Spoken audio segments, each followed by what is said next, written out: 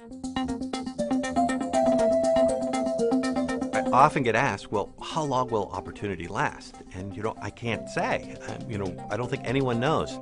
8 years ago, we were scratching our heads and said, well, maybe 6 months if we're really lucky. But here we're 8 years later, and the rover is still in very good health. And now we're at Endeavour Crater. We're seeing new geology, older geology. It's a whole new window on the history of Mars. It's the earliest period of Mars in which there was water, sustained liquid water on the surface. It was in that era that life started on the Earth. And so that's when we think Mars was the most Earth-like. And we've already seen evidence of that era reflected in some of the minerals that we've discovered at this new location. We've assessed them to be gypsum, and that's significant because these are minerals that form in water, and they form in place. Perhaps groundwater came up and filled cracks and fractures in the geology that formed these veins of light-tone material.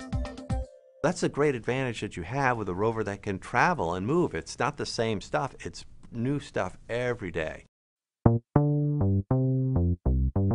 Right now, Opportunity is going through her 5th Martian winter. And this one's a little more challenging than the previous winters because dust continues to accumulate on the solar rays, which has reduced the power levels we could produce. We had to take the rover and drive it up onto a ridge that gives us about a 15-degree tilt towards the north. That's where the sun will be in the wintertime because we're in the southern hemisphere. It's kind of like adjusting your deck chair to maximize your suntan.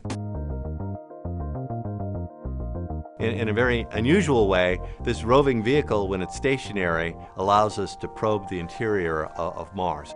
Its radio signal now becomes a proxy for the rotational rate of Mars. And so we're going to measure the rotational rate of Mars very precisely, which will give us a handle on the physical interior of the planet, its distribution of material inside, the size of the core, maybe the fluid state of the core.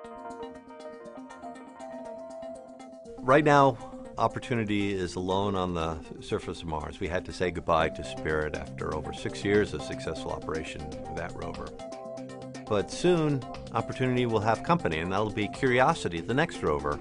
Now, Curiosity will land a quarter of the way around the planet from Opportunity, so there's no chance of them ever meeting up.